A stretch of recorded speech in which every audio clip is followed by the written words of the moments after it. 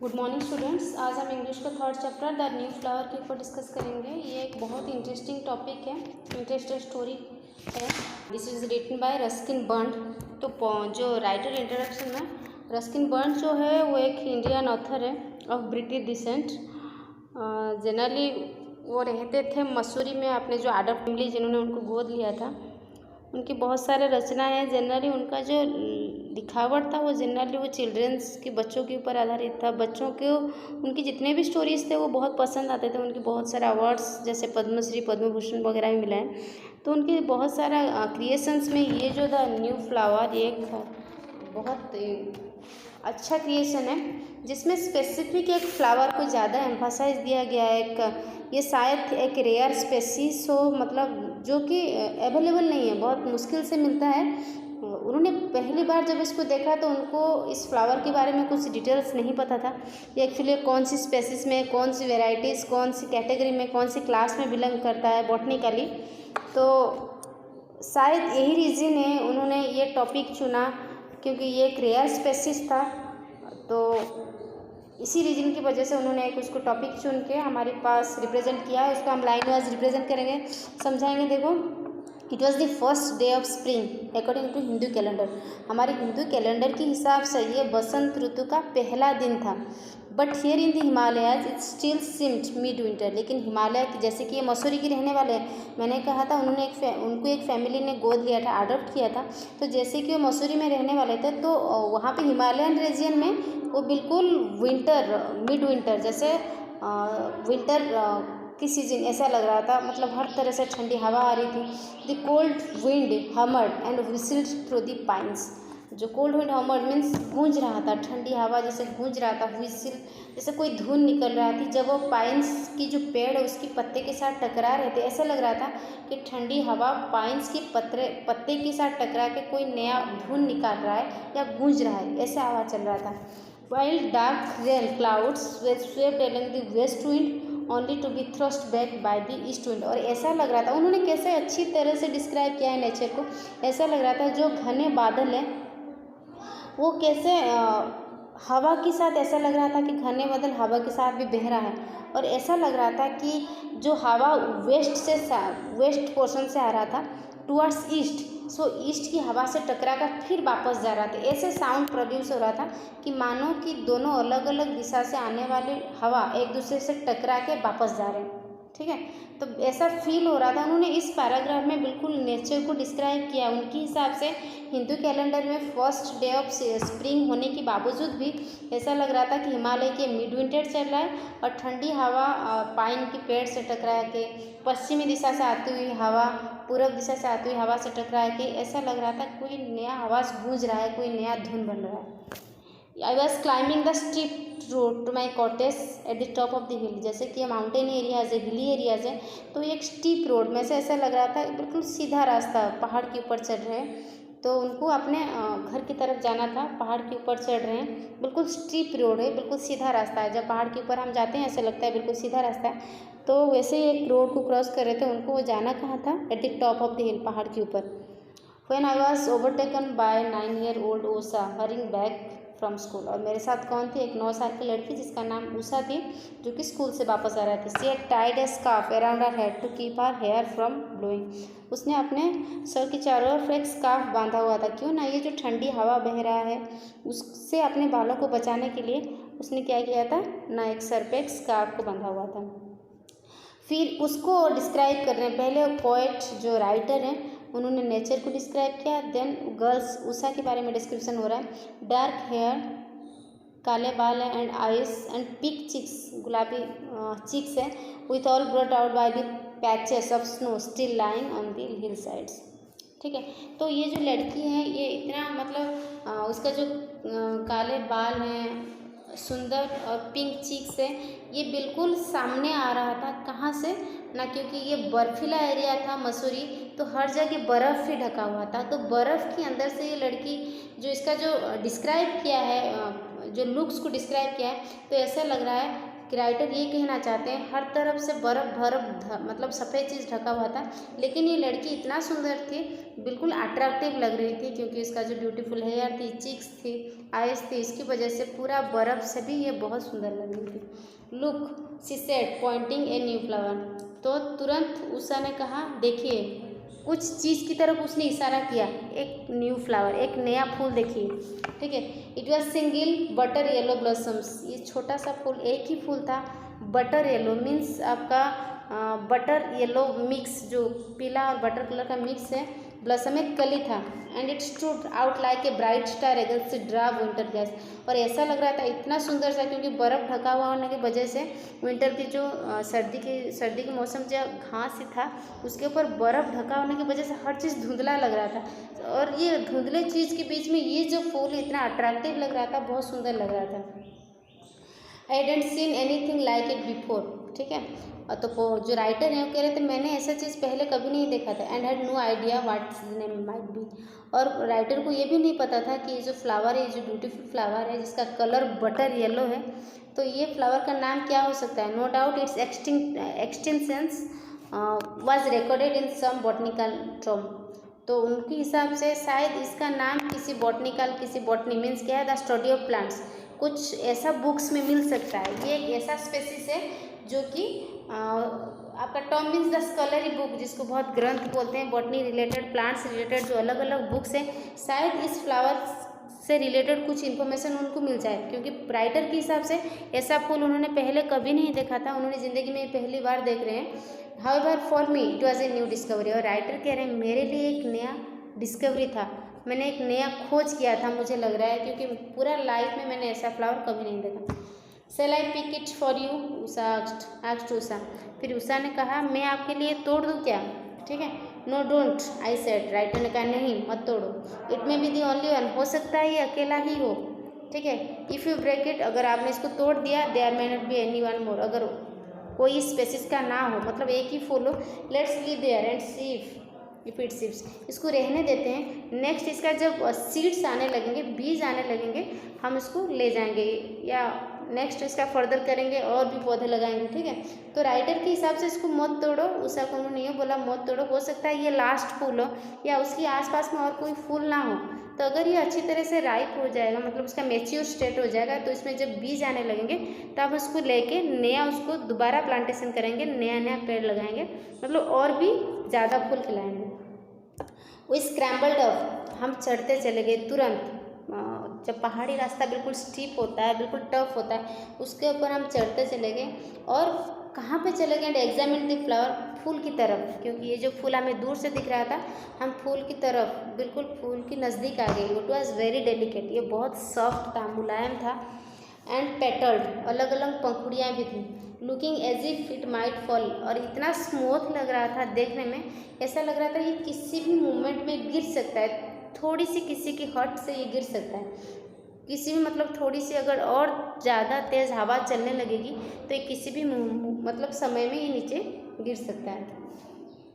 Then it will be finished if it rains, said Usha, Usha ने ये कहा देखिए अगर थोड़ा सा भी बारिश हो जाए इट विल बी फिनिश्ड, ये नीचे गिर सकता है, ये बर्बाद हो सकता है, ये खराब हो सकता है। And it did rain that night, और ऐसे ही हुआ, उसी दिन रात को बारिश हुआ। रेन मिंगल्ड एंड स्टिल्ट एंड हेल्ड, ठीक है, बारिश होने लगी। कैसे बारिश होने लगी, बारिश के साथ कुछ जैसे मेल्टेड स्नो, ओले भी गिरने लगे, ठीक है। मेल्टेड स्नो आपका silt means silt and held, बारिश के साथ कुछ मेल्टेड स्नो या ओले भी गिरने लगे। It rattled and swished on the tin roof, writer कह रहे हैं जब मैं रात को सो रहा था, मेरे जो घर की छत है वो टीन का बना हुआ था, तो ये जब आवाज़ें उसके ऊपर बारिश के उसके साथ जो ओले की गिर रहा था, तो उसमें मुझे ये पता चल गया था। तब उस टाइम मैं ये सोच रहा था शायद इस बारिश की वजह से, बारिश के साथ ये जो स्नोफॉल हो रहा है या जो ओले गिर रहे हैं, जो हेल्स या सिल्ट गिर रहे हैं, इसकी वजह से शायद ये फ्लावर जो है इट विल बी फिनिश्ड, ये शायद ये फिनिश हो चुका होगा। राइटर ये सोच रहे थे सोते सोते, जब उनकी टीन की रूफ छत के ऊपर ओले गिरने की आवाज़ आ रहे थे, तो सोते हुए वही सोच रहे थे शायद ये फूल बिल्कुल स्माश हो चुका होगा, सुबह हम जब जाएंगे शायद ये फूल नहीं मिलेगा, ठीक है। बट इन द मॉर्निंग, रात को बहुत अच्छी तरह से बारिश हुआ और कुछ ओले भी गिरे, लेकिन मॉर्निंग में द सन केम आउट, दोबारा सूरज निकल आया। I walked up on the road without really expecting to see the flower again, मैं रास्ते में जा ही रहा था, चल रहा था विदाउट रियल, मैंने सोचा भी नहीं था कि ये फ्लावर को मैं दोबारा देख पाऊँगा, क्योंकि इतना तेज़ बारिश हुआ था और फ्लावर एज लुक इतना स्मूथ, इतना डेलिकेट था, तो पोइट को ये उम्मीद भी नहीं था कि ये फ्लावर को दोबारा देखेंगे। And Usha had been right, ठीक है। The flower had disappeared in this storm, और मैं ये भी सोच रहा था, उषा बिल्कुल सही कह रही थी कि अगर बारिश होगा ये बिल्कुल बर्बाद हो जाएगा। The flower had disappeared in this storm, और ये भी सोच रहे थे कि शायद ये जो फूल है बिल्कुल अदृश्य गायब हो गया होगा, इतना तूफान हुआ है रात को, इतना स्टॉर्म हुआ है। तो यही हुआ, जब वो गए तो देखे वहाँ पे फ्लावर नहीं है। टू अदर बर्ड्स मीन्स दो और कली और नोटिस, जो कि उन्होंने पहले दिन नहीं देखा था, शायद उन्होंने गलती से नहीं देखा था, शायद वहीं पे था द डे बिफोर, जिस दिन उन्होंने वो फूल को उषा के साथ देखे गए थे, शायद उस दिन भी वो दो कलियां थे, लेकिन राइटर उसको गलती से नहीं देख पाया था। हेड ओपन, उस दिन खिल गया था, दो कलियां जो थी वो थोड़ा सा खिल गया था। It was as though two tiny stars had fallen to earth in this night, ऐसा लग रहा था दो ब्यूटीफुल स्टार्स, दो छोटे छोटे तारे जो कि आसमान से नीचे गिर गए, इतना ब्यूटीफुल, इतना अट्रैक्टिव था। I didn't C Usha that day, उस दिन मैंने उषा को नहीं देखा, उषा उस दिन नहीं गई थी, ठीक है। बट द फॉलोइंग डे, लेकिन द नेक्स्ट डे, अगले दिन, when we met on the road, जब हम दोनों एक दूसरे को मिले, I showed her the fresh blossoms, मैंने उसको वो बिल्कुल जो फ्रेश, बिल्कुल ताज़ा कली को दिखाया कि देखो दे वर स्टिल देयर, ठीक है। और जब मैंने उसको देखा है आफ्टर 2 days 2 दिन के बाद, when I passed but so were 2 goats grazing on the short grass and thorny twigs of this brook, तो मैंने जब उसको दिखाया ये चीज़, देखो कि शायद हमने इस चीज़ को नहीं देखा था, लेकिन देखो इसमें आज 2 कली और आ गए हैं। उस टाइम उन्होंने ये देखा 2 दिन के बाद, व्हेन आई पास बाय, जब राइटर उस रास्ते से जा रहे थे, बट सुवेर 2 goats, उन्होंने 2 बकरियों के देखा, ग्राजिंग ऑन दिस शॉर्ट ग्रास, जो कि छोटे छोटे घास खा रहे थे, एंड थर्नी थिकेट्स, और कांटेदार छोटे छोटे जो पत्ते होते हैं उसको खा रहे थे। I had no idea if they were partial to this particular flowers, but I did know the goats eat almost anything and I was taking no chance। जब फिर मैंने ये देखी, ये सोचा, अगर ये 2 बकरियां घास चरे, शायद हो सकता है ये फ्लावर को पूरी तरह से खा ले, ठीक है। And I was taking no chances, और ये सोच के राइटर ने क्या, मुझे कोई चांस लेना नहीं चाहिए। इतना जो रेयर स्पेसिस उन्होंने जो फूल का मतलब इन्वेंट किया है, जो डिस्कवरी किया, उनके हिसाब से ये फूल को, फ्लावर को देखना एक डिस्कवरी से कम नहीं है, क्योंकि राइटर कह रहे हैं ये एक रेयर स्पेसिस है, बहुत ऐसा लगता है कि एंडेमिक स्पेसिस है, शायद बहुत ही कम अमाउंट में रह गया है। इसका जो इन्फॉर्मेशन है वो सिर्फ बॉटनी रिलेटेड कुछ बड़े बड़े किताबों से मिल सकता है, एक्सेप्ट इट, ये इसका इन्फॉर्मेशन हमें कहीं से नहीं मिलेगा। तो जो राइटर है वो कुछ चांस लेना नहीं चाहते थे, उनके हिसाब से मुझे कैसे भी करके ये जो फ्लावर है, जो न्यू फ्लावर, उनके हिसाब से उसको बचाना चाहिए, ठीक है। Scrambling off this steep rope I began to shoo them away, scrambling मतलब बहुत तेज राइडर चलने लगे। रीज़न क्या था, उनका जो इंटेंशन शो किया था ना, उसको फ्लावर को, न्यू फ्लावर को बचाना था। I began to shoo them away, मैं उनको भगाने लगा, किनको, 2 गोट जो बकरियां चल रहे थे। 1 goat retreated but the other lowered its turn, एक जो था उसमें से वो थोड़ा पीछे चला गया, लेकिन जो दूसरा था वो अपने सींग को नीचे करते हुए, जैसे ऐसा लग रहा था कि मुझे वो बिल्कुल गुस्से में देख रहा है। गेव मी ए बेलफुल लुक, उसने ऐसे गुस्से में मुझे देखा। बेलफुल लुक मीन्स ऐसा देखा जैसे बिल्कुल इरिटेट हो जा रहा हो मेरे से, मैंने शायद उसको कुछ डिस्टर्ब कर दिया, तो बिल्कुल बेलफुल लुक में मुझे देखा। एंड रिफ्यूज्ड, और ऐसा लग रहा था, मुझे ऐसा लग रहा था कि शायद वो मना कर रहे, नहीं मुझे पीछे हटना नहीं है यहाँ से। It reminded me a little of my grandfather's pet goat who had once pushed a visiting official into a bed of nasturtiums, so I backed away।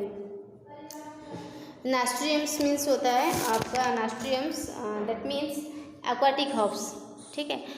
तो ये जब इंसिडेंट देखा उन्होंने, जब 2 बकरियों को भगाने की कोशिश किया, उन्होंने देखा पहला बकरी है जो कि थोड़ा पीछे जा रहा है, लेकिन जो दूसरा है वो गुस्से में राइटर को देख रहा है। ये ना उनका जो पास्ट को, कुछ अपने चाइल्डहुड इंसिडेंट्स को याद करवा देता है, जहाँ पे एक बार क्या होता है ना, उनको जो ग्रैंडफादर थे, दादाजी थे, उनके पास भी एक बकरी था। ये जो बकरी था एक बार उन्होंने एक विजिटिंग ऑफिशियल्स को धक्का दिया था पानी के अंदर, जिसकी वजह से वो पानी के अंदर गिर गए थे। तो ये इंसिडेंट उनको याद आ गया कि शायद ये बकरी भी मेरा साथ ऐसा कुछ करे कि मैं भी कहीं पे गिर जाऊँ, मुझे चोट पहुँचाए। तो ये जो बचपन की यादें उनकी ताज़ा हो गया। ठीक है। Just then Usha come along and seizing of the situation. उसके बाद वहाँ पे उषा आ गई। इस उषा ने बहुत अच्छी तरह से इस सिचुएशन को कंट्रोल कर लिया। केम टू रेस्क्यू, वो वहाँ पे आ गई। She unfold her pretty blue umbrella and advanced on the goat shouting at it in goat language. ठीक है। तो उसने क्या किया, मुझे लग रहा था कि शायद उस दिन उषा जो आई थी वो सिचुएशन को संभालने के लिए आई थी। उसने केम टू रेस्क्यू, उद्धार करने के लिए, मेरे रक्षा करने के लिए आई थी। सी अनफोल्ड मीन्स क्या, टू स्प्रेड, छाता खोल दिया उसने। टू स्प्रेड और ओपन द अम्ब्रेला, जो यहाँ पे लिखा गया है, जो अम्ब्रेला, हर चीज़ को यहाँ पे बहुत अच्छी तरह से डिस्क्राइब करवाया गया है अम्ब्रेला के बारे में। हर प्रेटी ब्लू अम्ब्रेला, जो सुंदर नीली छता थी, उसको अनफोल्ड किया, खोल दिया, ओपन अप किया, स्प्रेड कर दिया और आवाज़ें निकालने लगी, जैसे ऐसा लगता हो कि कोई प्रोफेशनल्स हो, बिल्कुल पर्टिकुलर आवाज़ जिसको डर के ये जो बकरी थी वो भाग निकल जाए। ठीक है। शाउटिंग एट इट, ऐसे लग रहा था जैसे वो गॉड लैंग्वेज, बकरियों की लैंग्वेज में बात कर रहा है, ऐसे कि हर चीज़ को बकरियाँ जो है बहुत अच्छी तरह से समझ जाएंगे। She had her own gods at home, the beast retreated and the flowers were saved. क्योंकि उसके पास वो एक्सपीरियंस था, क्योंकि उसने अपने घर पे भी बहुत सारे बकरियाँ पाल रखा था, और जिसकी वजह से उस दिन हमने क्या किया, बहुत सारे जो ये जो एक पर्टिकुलर जो फ्लावर था, जो कि ऐसा लग रहा था जो रेयर है, बिल्कुल एंडेमिक है, बिल्कुल एक्सटिंक्ट स्पेसीज है, उस दिन हम इसी वजह से, मतलब आपका जो उषा ये जो एक कैरेक्टर है, उसकी वजह से राइटर ये कहना चाहते हैं कि उस दिन उन्होंने फ्लावर को सेव कर लिया था, बचा सके थे। ठीक है। तो इस जो पेज में हमने देखा राइटर की कोशिश क्या है, उन्होंने हर पैराग्राफ में कुछ ना कुछ इंडिकेट करने के लिए चाहे। फर्स्ट पैराग्राफ ने अपने नेचर को डिस्क्राइब किया है। ठीक है। कैसे ना, फर्स्ट दिन जैसे स्प्रिंग के फर्स्ट डे होने के बावजूद भी कैसे हिमालय के जो सिचुएशंस था, ऐसे लग रहा था एज ए मिड विंटर, जो ठंडी हवा आपस में टकरा के बिल्कुल ऐसा लग रहा था कि आवाज़ गूंज रहा है, और विसिल्ड मीन्स अलग अलग धुन निकल रहा है, अलग अलग म्यूजिकल सेंस का प्ले हो रहा है। फर्स्ट पैराग्राफ इसके बारे में अबाउट उन्होंने डिस्क्राइब किया, अबाउट द नेचर। सेकेंड में उन्होंने डिस्क्राइब किया जिस रोड में वो जा रहे थे, बिल्कुल स्टीप रोड था, जाने के लिए कुछ अच्छा साधन नहीं था। उन्होंने इसके बाद उषा के बारे में डिस्क्राइब किया था, जो कि ब्यूटीफुल गर्ल है with dark hair and eyes, pink cheeks, जो कि बिल्कुल हर चीज़ धुंधला होता हुए भी बिल्कुल अट्रैक्टिव लग रही थी। देन उन्होंने न्यू फ्लावर को डिस्क्राइब किया है। मतलब हर चीज़ में पैराग्राफ वाइज में हर कैरेक्टर को उन्होंने बहुत अच्छी तरह से डिस्क्राइब किया है। फ्लावर के बारे में डिस्क्राइब किया है। बटर येलो कलर का है, ऐसा लग रहा था कि विंटर ग्रास, मतलब हर तरफ से जो घास है जो कि बर्फ़ से ढका हुआ, उसके बीच में ये फ्लावर कितना सुंदर लग रहा था। और पोएट को कैसे बिल्कुल इसके बारे में बिल्कुल कुछ भी आइडिया नहीं था उनके हिसाब से, कि ये बिल्कुल कंप्लीट नया डिस्कवरी है। ये आपका थर्ड पैराग्राफ इसी के ऊपर डिटेल्स जाएगा। फिर कैसे जो इस फूल को लेके कितना प्रोटेक्टिव हो जाते हैं बोथ उषा एंड राइटर, कैसे वो कहते हैं कि अगर इतना डेलिकेट है, इतना सॉफ्ट है, अगर थोड़ा सा भी बारिश हो सकता है then it will be finish, ये बिल्कुल ख़त्म हो सकता है। ठीक है। फिर वही इफेक्ट होता है, फिर बारिश होता है, बारिश के साथ स्नोफॉल होता है, जिसको इमेजिनेशंस बहुत सारा राइटर की होता है कि हो सकता है कल सुबह तक सब कुछ फिनिश हो जाएगा, हो सकता है वो फ्लावर बिल्कुल वैनिश हो जाएगा। क्योंकि जब राइटर और उषा उसको देखे थे बिल्कुल वो अकेला ही था, उसके साथ और भी कोई, उन्होंने सिर्फ एक ही देखा था। लेकिन जब नेक्स्ट मॉर्निंग वहाँ पे राइटर जाते हैं तो वहाँ पे नेक्स्ट पैराग्राफ में ये कहते हैं कि जब वो जाते हैं उनके लिए एक सरप्राइजिंग फैक्ट होता है, क्योंकि वहाँ पे जब उन्होंने द डे बिफोर पहले दिन एक फ्लावर दिखा था, लेकिन नेक्स्ट दिन जब वो जाते हैं वहाँ पे दो फ्लावर्स की जो ब्लॉसम्स, जो कलियाँ दिखे थे, उनके हिसाब से शायद उनकी देखने में कुछ प्रॉब्लम हो गया था, शायद ये गलती से रह गया था। फिर उन्होंने कैसे वहाँ पे 2 बकरियों को चरते हुए देखा है, कैसे उन्होंने बिल्कुल अच्छी तरह से कोशिश किया है। फिर अपने चाइल्डहुड को भी रिमेंबर किया है, कैसे बचपन में उस विलेज में गांव में कुछ ऑफिसर्स आए थे, उनके दादाजी का जो पेट थी, एक गॉड थी, कैसे उन्होंने एक्वाटिव हॉप्स मीन्स छोटी सी तालाब जो होती है इंटू बिल्डअप, जो पानी के अंदर जो कुछ फ्लोटिंग प्लांट्स होते हैं जो तैरता हुआ ऐसा लगता है, उसके ऊपर कैसे एक ऑफिसर्स को धक्का देके गिरा दिया था। ये सारे सिचुएशंस भी उनकी मतलब ऐसे लगता है कुछ फनी थिंग, कुछ क्रेजी थिंग, ये भी सारा बिल्कुल मिला के इतना इंटरेस्टिंग ये टॉपिक है। ठीक है, कैसे गिरा देता है जिसकी वजह से वो राइटर डर भी जाते हैं, बहुत इंटरेस्टिंग है। और लास्ट में एक कैरेक्टर आपका जो आपका उषा का एंट्री होता है, ऐसा राइटर के हिसाब से ऐसा लग रहा था कि उस दिन शायद भगवान ने उषा को उस बिल्कुल जो न्यू डिस्कवरी है, बिल्कुल स्पेसिफिक पर्टिकुलर जो कि एंडेमिक है, रेयर स्पेसीज ऑफ फ्लावर्स को बचाने के लिए कैसे हो सकता है उस दिन उषा की एंट्री हो। तो ये सारा चीज़ बहुत अच्छी तरह से इस लाइन में, इस पेज में डिस्क्राइब किया गया है। कैसे उषा कैसे अपने जो प्रीटी ब्यूटीफुल ब्लू अम्ब्रेला को खोल के गोड की लैंग्वेज में उनके साथ बात करती है, फिर कैसे वो अपने आप को बचा लेती है, और उसके साथ ये दो जो एंडेमिक स्पेसीज का जो रेयर स्पेसीज का जो ब्यूटीफुल फ्लावर्स है उनको भी कैसे वो बकरी उसे बचाता है, वो सब के बारे में इतने अच्छी तरह से यहाँ पे डिस्क्राइब किया है। तो हम नेक्स्ट में देखेंगे, हमारी जो नेक्स्ट पेज है उसमें हम देखेंगे एक्चुअली होता क्या है, क्या ये दो फ्लावर्स जो है ये इसको जो हमारी जो राइटर है वो बचा सकते हैं या नहीं। ठीक है, इतना अच्छी तरह से इंडियन ऑथर है लेकिन ये ब्रिटिश डिसेंट है, उनको गोद लिया गया था, फिर भी हमारी इंडिया कल्चर के साथ ये इतनी अच्छी तरह से एसोसिएटेड हो गए थे। हर चीज़ को जनरल उनका जो क्रिएशंस है ये ज़्यादातर बच्चों के ऊपर रिलेटेड है, बच्चों को उनका लिखना बहुत पसंद आता था। तो इसमें हम नेक्स्ट देखेंगे क्या होता है इस फ्लावर के साथ, इस ब्यूटीफुल एंडेमिक रेयर स्पीशीज का क्या होता है, ये डिटेल्स में हम नेक्स्ट में देखेंगे। तो इसको अच्छी तरह से रीडिंग कर लीजिएगा, इसका वर्ड मीनिंग्स वगैरह भी इसको करने के लिए कोशिश कीजिएगा। ठीक है, थैंक यू।